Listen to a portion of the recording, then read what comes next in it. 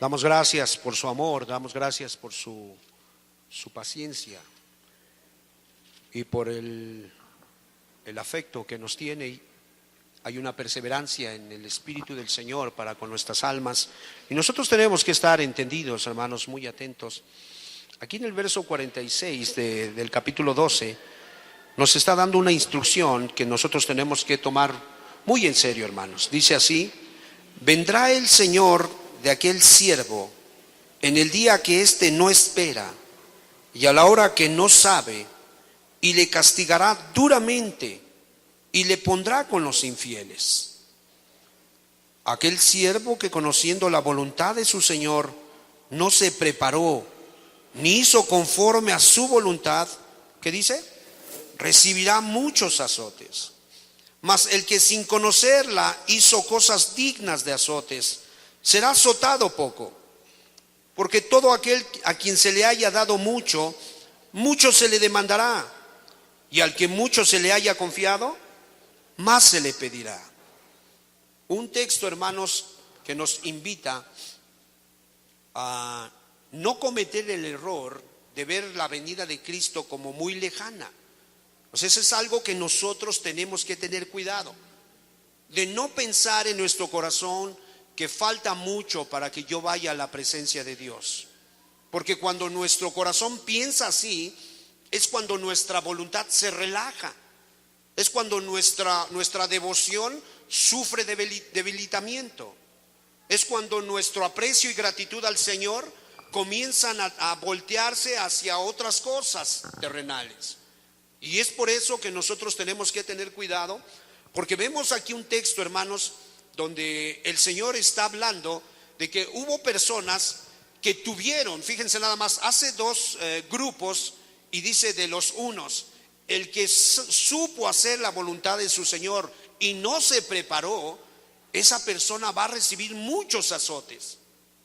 Hermano, ¿cuántos de los que estamos aquí presentes tuvimos oportunidades jugosas? Oportunidades, como se dice coloquialmente, en charola de plata. Tuvimos forma, de alguna manera, de terminar una carrera, de comprar un terreno, de poder de alguna manera hacer feliz a nuestra familia. Y ¿sabes qué? Después de que no lo hicimos, de que nos confiamos, de que pensamos que no nos podía pasar a nosotros, que esa oportunidad se nos fuera, hay muchos azotes en nuestra conciencia. ¿Y sabes qué dice nuestra conciencia? Yo tuve la oportunidad. Yo pude haber comprado un terreno. Si mi suegro me decía: ten, aquí están los papeles, ándale, vete, mira, ya te puse la barda, ya te puse el zaguán, ya te puse todo, vete para allá. Y no lo hice, y ahora tengo que andar pagando renta. Hermano, ¿le ha pasado? Levante su mano. ¿A quién le ha pasado, hermano? Levante su mano. ¿Y sabe qué? Esos azotes en su conciencia se multiplican. ¿Cuántas veces hemos escuchado a personas ya de la tercera edad decir: ¿por qué Jesús no me alcanzó cuando yo era joven? ¿Por qué tuve que darle lo último? ¿Por qué tuve que darle ya una flor marchita, ya cayéndose de alguna manera la flor a la hierba? ¿Por qué? Toda mi vida el 70% se lo di a Satanás. ¿Cómo me lamento? Hermanos, la conciencia es azotada con muchos azotes. Muchos azotes.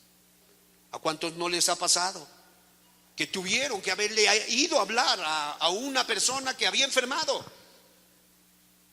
Y dijeron en su corazón: sí, voy a ir a verla, sí, mañana. Y a lo mejor alguien le recordó: oye, fulano de tal, sí, nos vamos a dar un tiempo. Y de repente se murió. ¿Sabes cómo es azotada la conciencia? Con muchos azotes. Y dices: ¿cómo se pudo morir? No se pudo morir, no se puede morir, Señor, no le pude predicar. Con muchos azotes. ¿Sí me explico, hermanos? Yo he visto miserables agarrarse del féretro y llorar: mamá, mamacita, perdóname, mamacita. Yo pude haberte hecho feliz, pude haber quitadote carga, quizás no te tendrías que haber muerto, pero yo fui el miserable que te hice sufrir. ¿Con cuántos azotes la conciencia no es castigada? ¿Sabes por qué? Porque sabía qué es lo que tenía que hacer y no se preparó. ¿Te das cuenta? Por eso alabamos a Jesús, porque aún hay esperanza. ¿Me explico? Las pérdidas que hemos tenido temporales, hermanos, las veces que hemos tenido que ir a llorar a Cristo y decirle: dame una oportunidad, te suplico, ya lo entendí, dame una oportunidad. Hermanos, pérdidas temporales tienen que traer enseñanzas espirituales. ¿Me explico? Porque si no traen enseñanzas espirituales, hermano, he visto a varios con una conciencia sumamente azotada porque tuvieron a sus niños de bebés, de chiquititos. Pudieron ganarlos, pudieron haber invertido su tiempo, pudieron haber vaciado su amor, pudieron haber protegidolos. Ellos ni siquiera se han enterado que los abusaron sexualmente, ni siquiera se han enterado que se reían en su salón a causa de los zapatos rotos, a causa de que no llevó la tarea, a causa de que iba piojoso y la maestra, que era una mujer que le gustaba exhibir a los demás, lo exhibió y el padre ni siquiera se dio cuenta y los mejores años los gastó con los perversos. Porque en el contexto me está diciendo que cualquiera que en su momento sabe hacer lo bueno y no se preparó, ¿sabes a qué tiende? Hermano, como que se le entrega a un estado de confianza.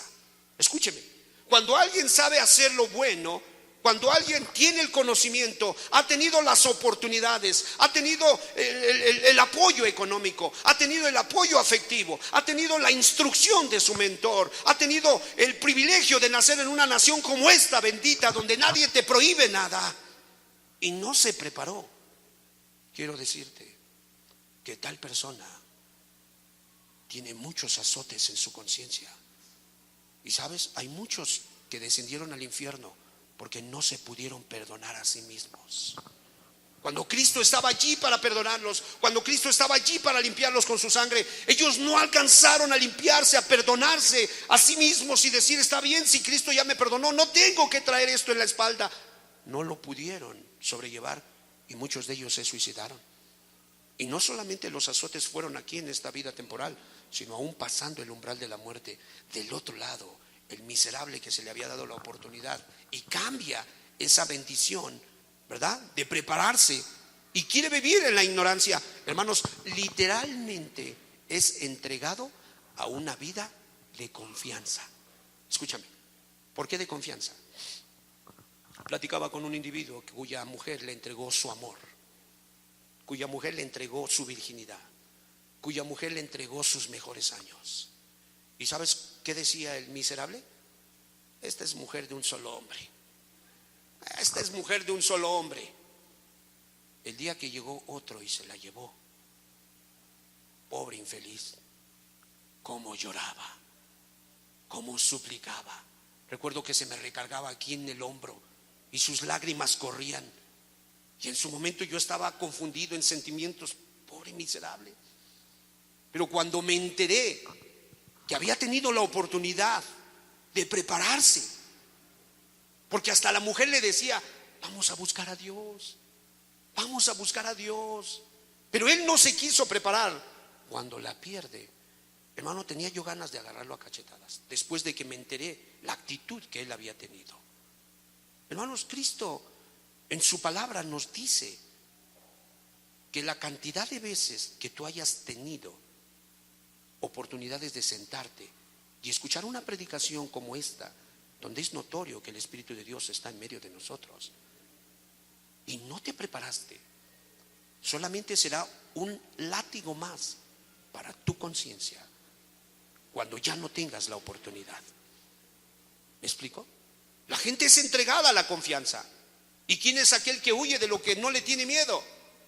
¿Quién es aquel que de alguna manera dice en su corazón: yo nunca voy a caer en la cárcel, y cuando se da cuenta está tras las rejas?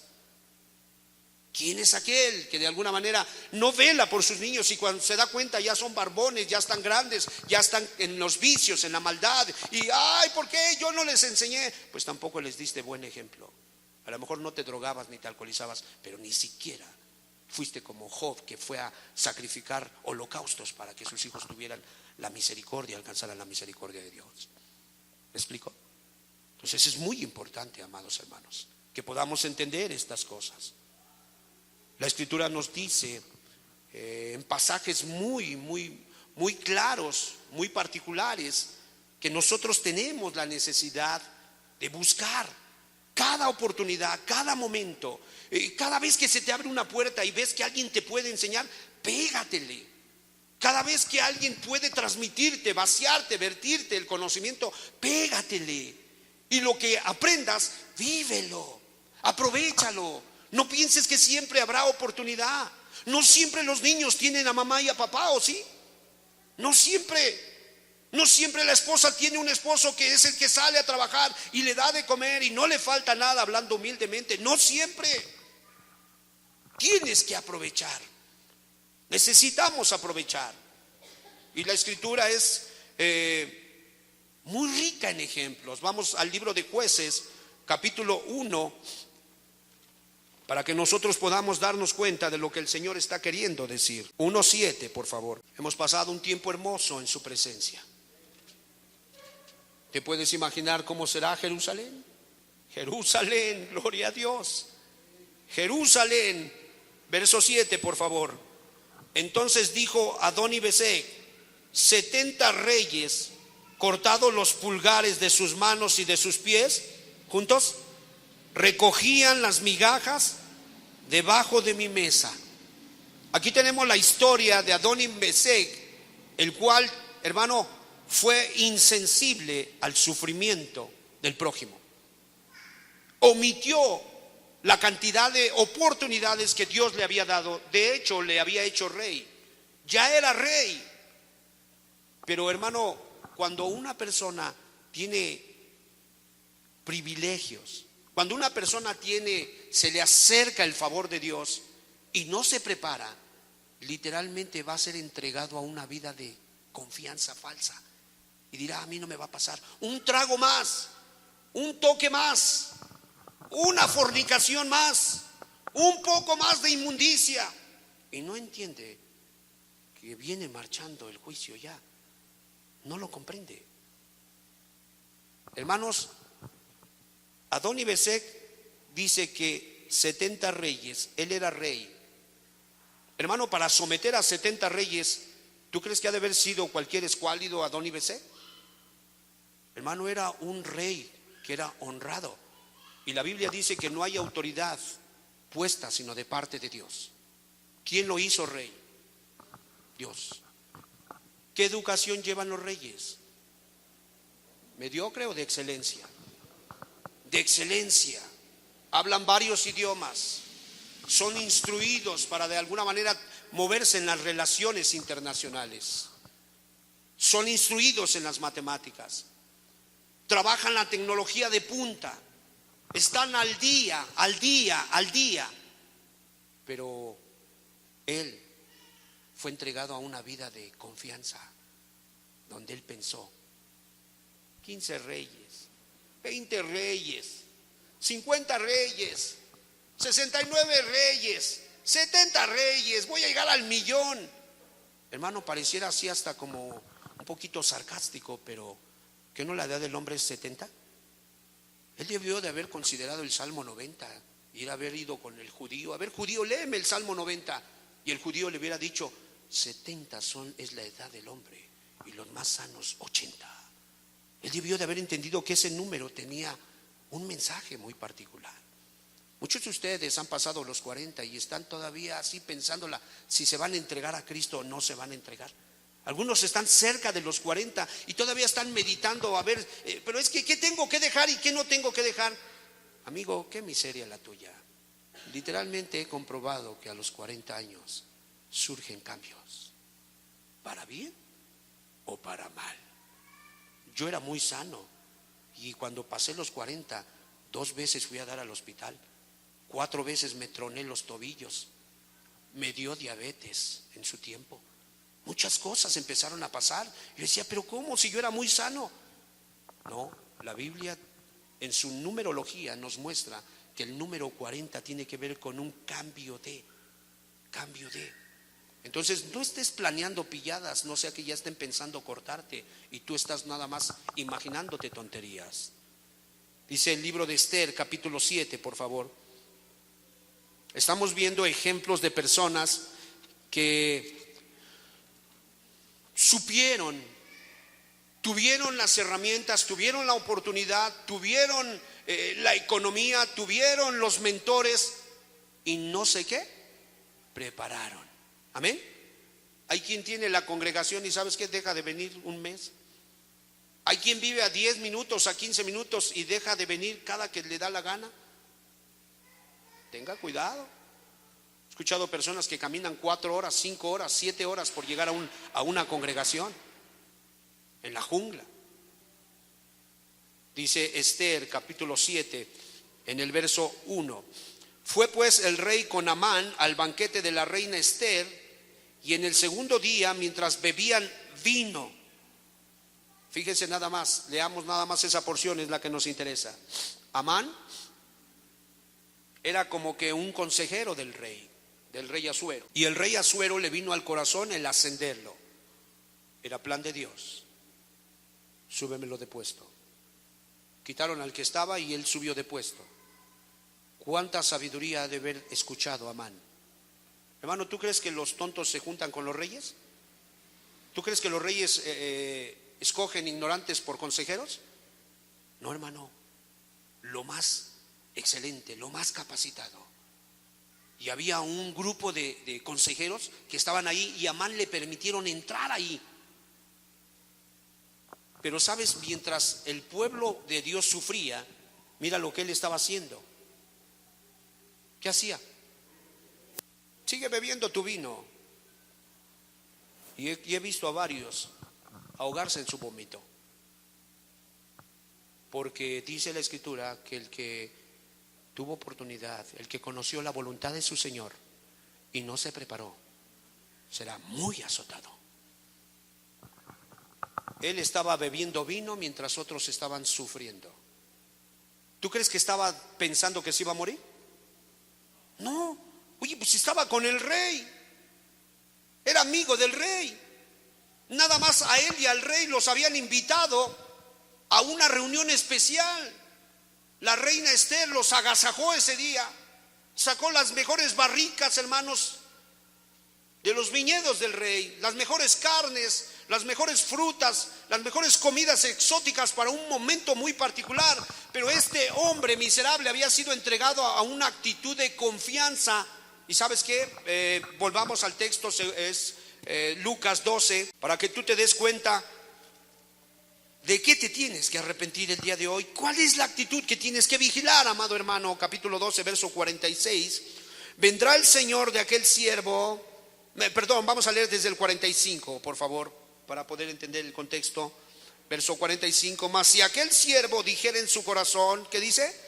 Mi Señor tarda en venir, y comenzare a golpear a los criados juntos y a las criadas, y a comer y a beber y a embriagarse. A ver, ¿cuál es la actitud de uno que ha tenido muchas oportunidades pero ha sido entregado a una actitud de confianza?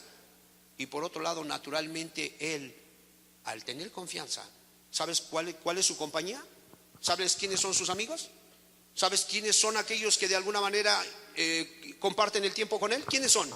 Los alcohólicos, los drogadictos, los que de alguna manera les gusta sentirse bien, los que viven solamente para el placer. Cuando veas una persona que sabe hacer lo bueno y sin embargo deja a su mujer sin gasto, y él se va a embriagarse y hermanos, a comerse todo lo que le pertenecía a su familia, solamente estás viendo un hombre que está bajo juicio. La Escritura es muy hermosa, hermanos, y cuando lees aquí y ves allá, dices, Dios mío, esta pobre criatura está bajo un juicio y no se ha dado cuenta. Lo ves que de alguna manera tuvo muchas oportunidades. Fue hija única, fue hijo único. Hermano, conocí una señora que tenía 7, 10 hijos, 13 hijos. Y ella decía, a todos les di carrera. Fíjate nada más. Entonces, ¿qué decide la que tiene uno? ¿Estará excusada? No.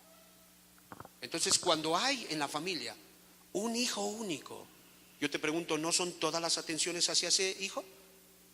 ¿No es todo el capital hacia ese hijo? ¿La herencia a nombre de quién se pone? Hay un albacea, ¿cierto o no? ¿Quién es ese albacea? El hijo único, la hija única. Hay gente que hay veces, no, es que esta congregación tiene 3. Qué bendición que tenga 3, porque entonces el pastor tiene 2 ojos y tiene más tiempo para verte. ¿Me explico? No, aquí somos 5,000, qué miserables.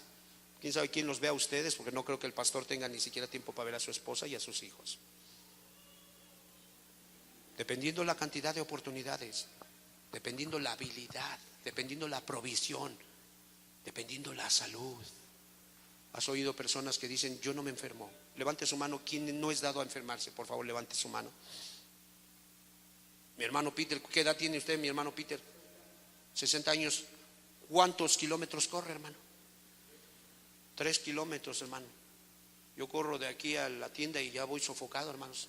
Y él, mire, nada más 3 kilómetros con 60 años. ¿Está sano o no?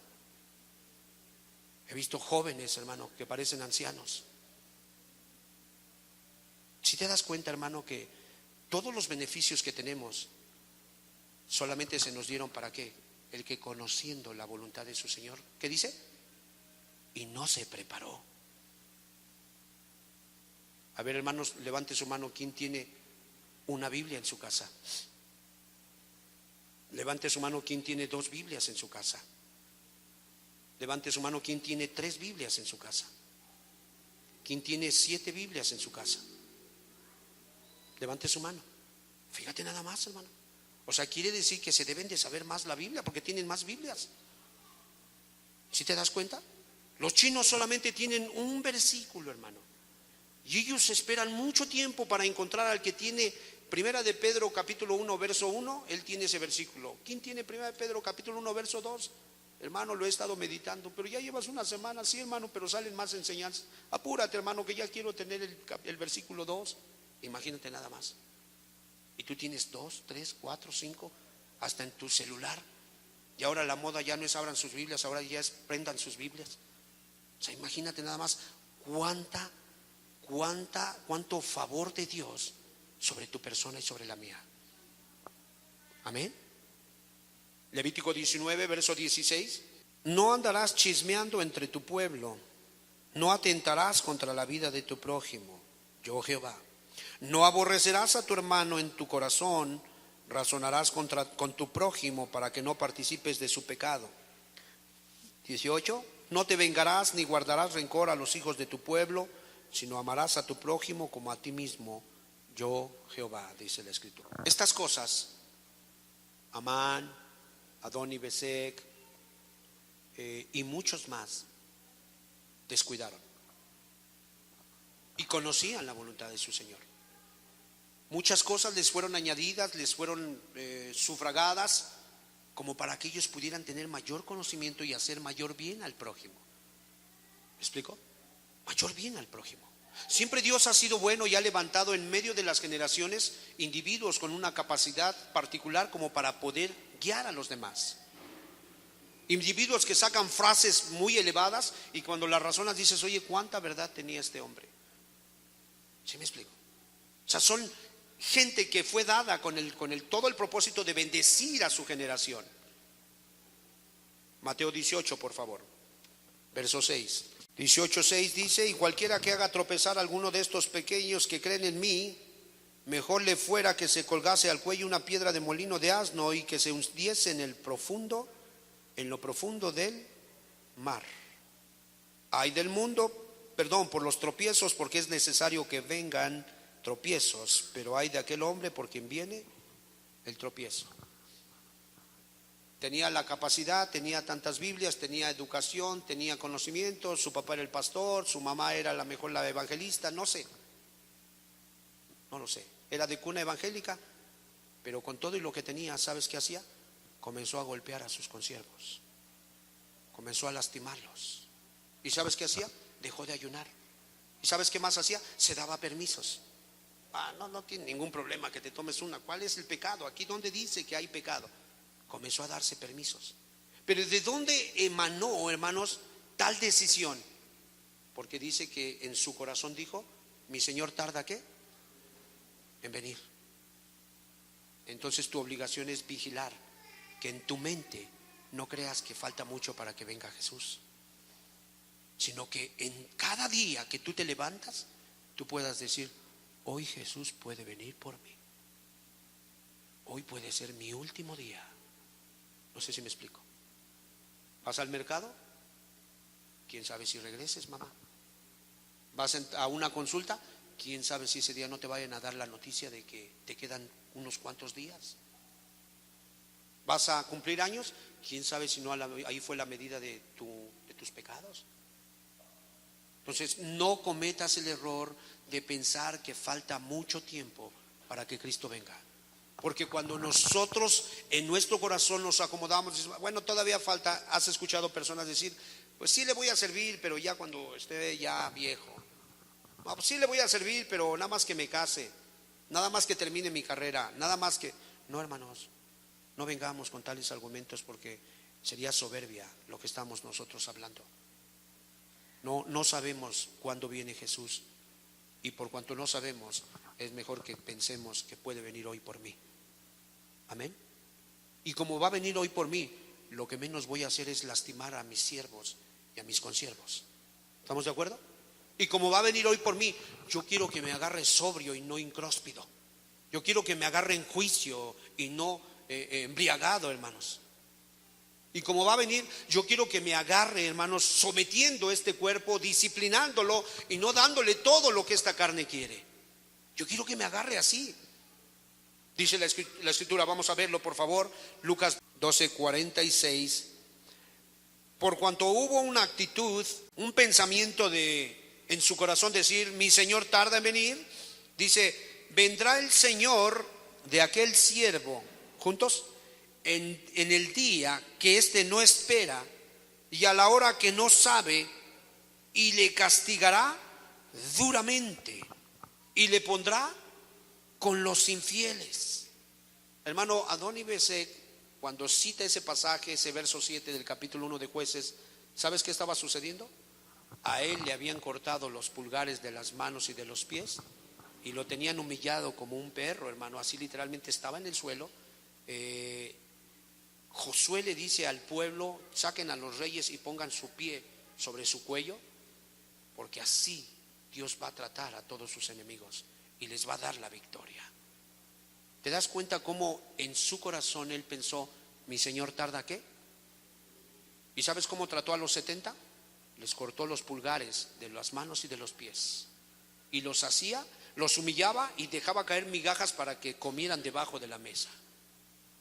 Y es seguro que armaba fiesta y se daba de alguna manera unas bacanadas de aquellas como las romanas, y de alguna manera la falta de dominio propio estaba brillando por su ausencia. Verso 7 de Jueces. Entonces dijo Adoni-Bezek: 70 reyes, cortados los pulgares de sus manos y de sus pies, recogían las migajas debajo de mi mesa. Juntos, por favor. Como yo hice, así mismo me ha pagado Dios. Y le llevaron a Jerusalén, donde murió. La gente suele hablar de la muerte muy ligeramente.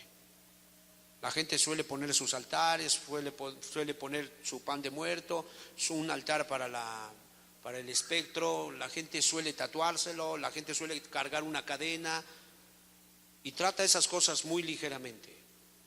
Pero hermano, cuando alguien no ha recibido perdón de pecados y no se ha eliminado su culpa, en este lapso estaba humillado ya, y de aquí, desde que lo llevaron al lugar donde lo habían humillado hasta Jerusalén, hermano, él iba sufriendo terrores. Él iba con terrores. Él iba viendo su miserable destino. La conciencia lo estaba castigando.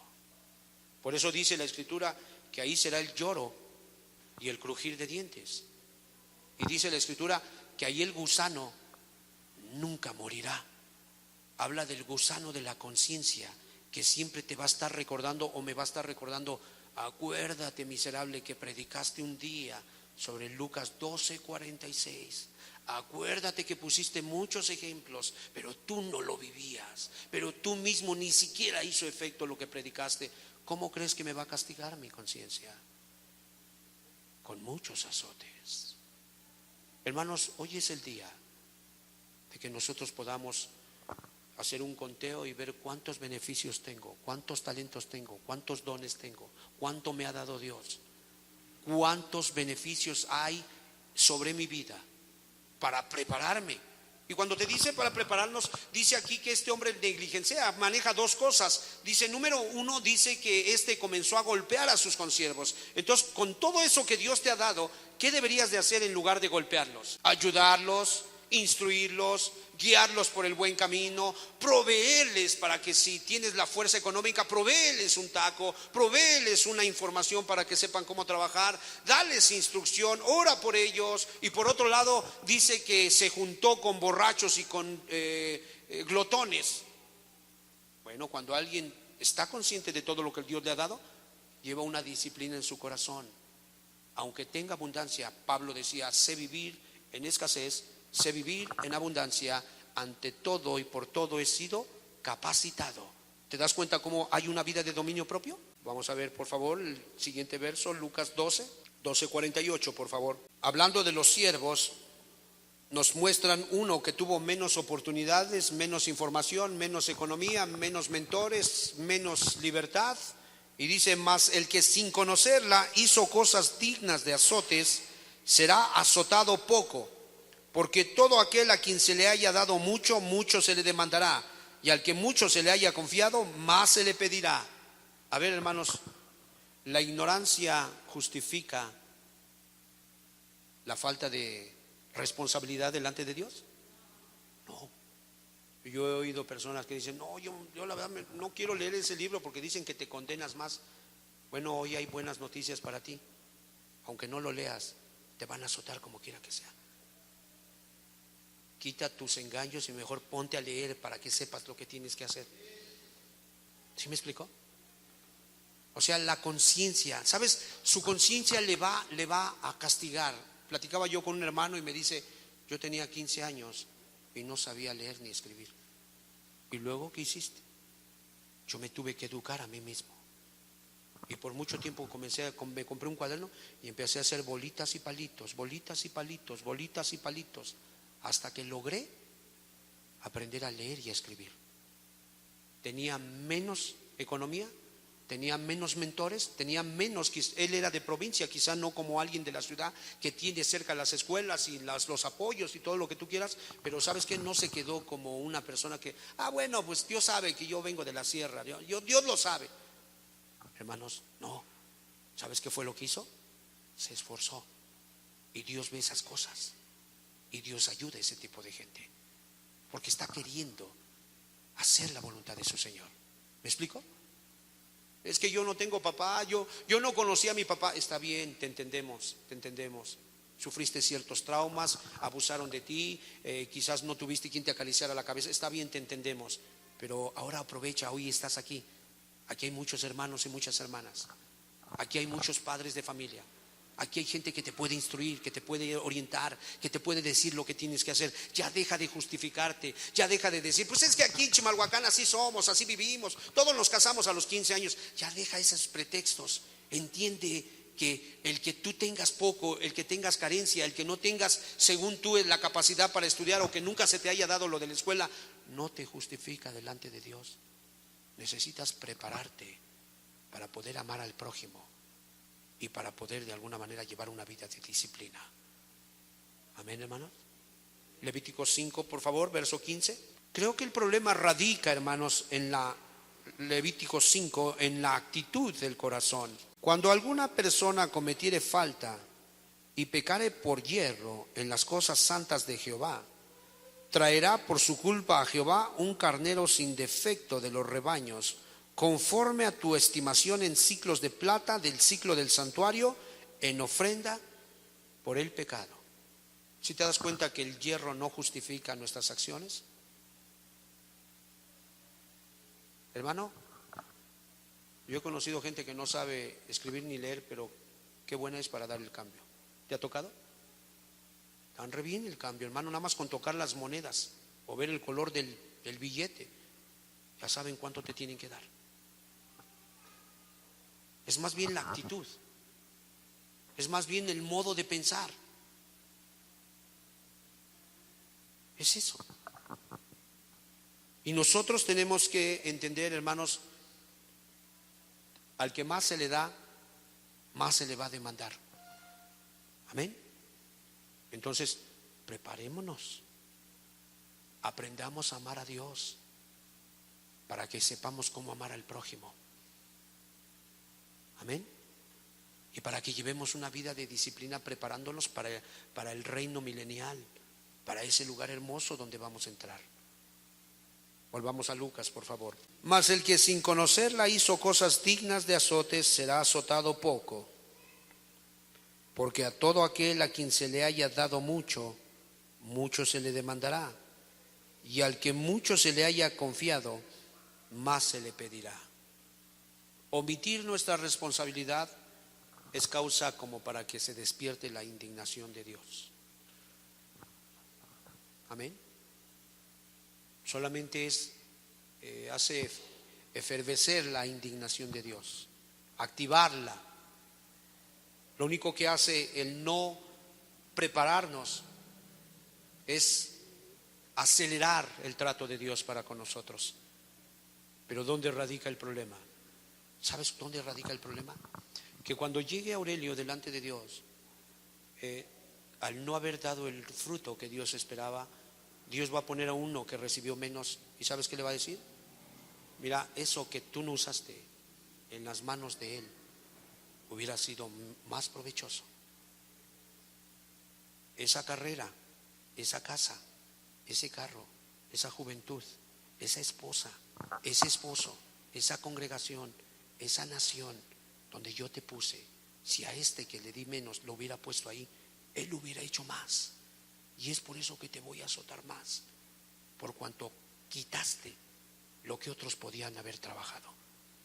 ¿Estamos captando el mensaje, hermanos? Cuán grande es el amor de Jesús para con nosotros, que nos hace reflexionar y que nos lleva, hermanos, a considerar que no estamos jugando a la escuelita, sino que antes bien nos conviene que su amor nos cubra, que su sangre sea vertida en nuestro corazón, en nuestra vida. Hay perdón en Jesús, hermanos. Hay perdón. Si usted está consciente que ese es usted, hoy le puede pedir perdón a Dios, pero cambie su actitud.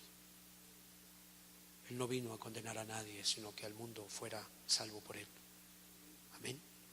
Y doy gracias a Dios que puso una conciencia, porque esta conciencia enseguida nos hace sentir mal cuando estamos haciendo algo mal. Amén, hermanos.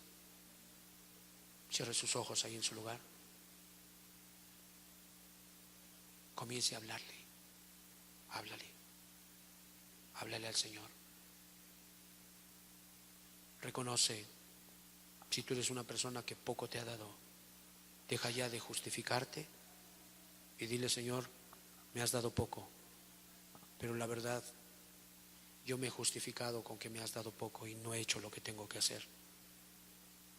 Tú estás pidiéndome que yo me prepare.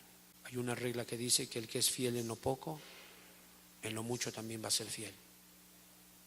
Deja de quejarte y decir: si yo tuviera un carro, si yo tuviera un papá, si yo tuviera un trabajo estable. Deja de quejarte, porque si ni siquiera con lo poquito que tienes eres fiel, lo más seguro es que con lo mucho que anhelas tampoco lo serías.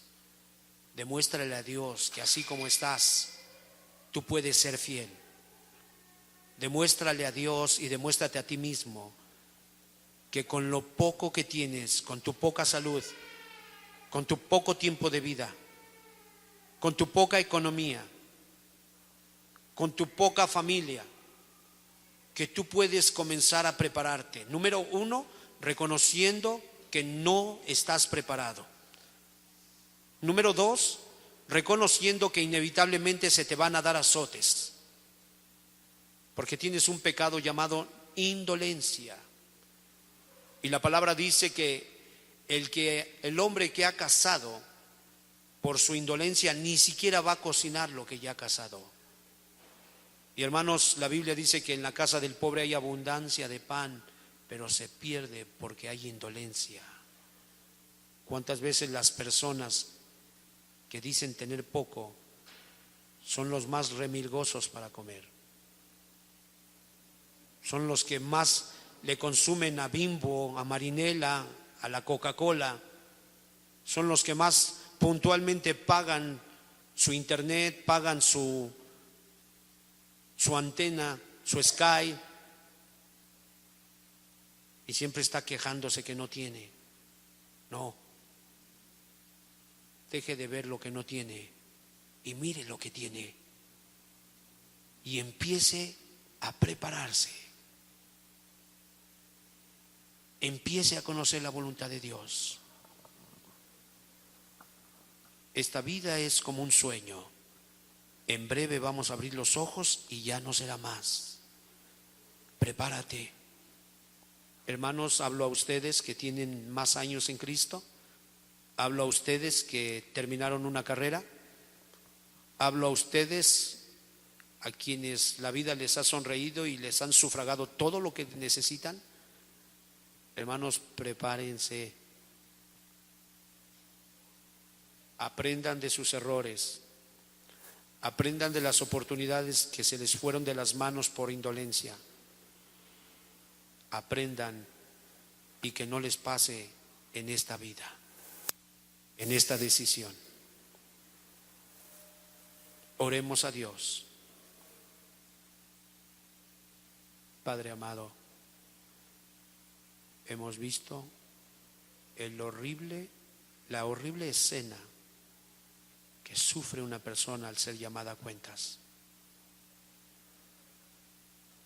en la hora que no esperaba, en el día que no había planificado, fue llamado. Y nos da temor, porque somos más dados a acomodarnos, somos más dados a confiarnos. ¿Cuántas veces oportunidades que tú permitiste se nos fueron de la mano? Un dinero que te depositaron, no lo fuiste a cobrar y de repente lo rebotaron y ya no lo tuviste. Un trabajo donde te recomendaron, ya estabas, habían rechazado a todos los demás porque había un conocido del que estaba empleando a las personas. Y por tu flojera de no pararte, lo perdiste. Amigo, hay personas que se van a estudiar a la nocturna para después irse a trabajar al otro día y llegan a terminar sus estudios. Y a ti tu papá te sufraga tus gastos, tu mamá te pone tu torta, tu mamá está al pendiente. Y sales con que sacas 6. Qué miseria. Tú calificas para que Cristo venga y te agarre mal parado. Arrepiéntete hoy, se llama indolencia. La indolencia es el antónimo de la diligencia. La diligencia te lleva a actuar rápidamente. La indolencia te lleva a descuidar tu responsabilidad.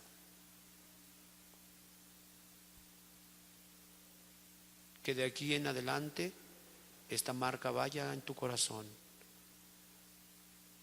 A más beneficios, mayor responsabilidad.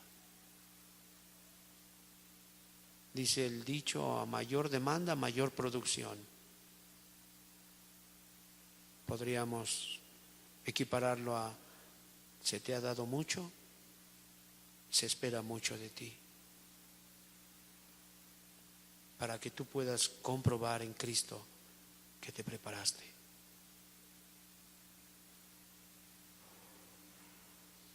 Comienza a golpear a sus consiervos y a sus consiervas. Deja de orar por ellos. Empieza a darse permisos y a tropezar a los demás. Comienza a pecar deliberadamente. Agarra la gracia como si fuera un trapo sucio para limpiarse. Salvo, siempre salvo. Ya no me pierdo. Cristo al final nos va a decir a todos: pásenle, pobrecitos de ustedes. Hermanos, solamente son síntomas de una persona que en su corazón piensa que falta mucho para que Cristo venga por su alma. No, puede venir hoy. Arrepíntete y ten fe.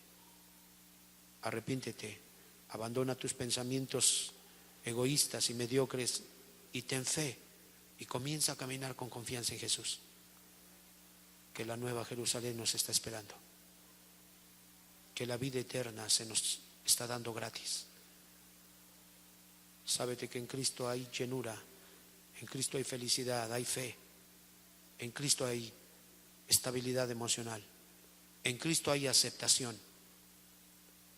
Comienza a usar lo poquito que tienes, no codices lo que no tienes. Muéstrale a Cristo que tú sí te estás preparando. Amado Padre, en el nombre de Jesús, te queremos dar gracias por esta palabra, Señor. Para nosotros es de mucho beneficio que nos recuerde, Señor, porque nuestro corazón es dado a olvidar esto.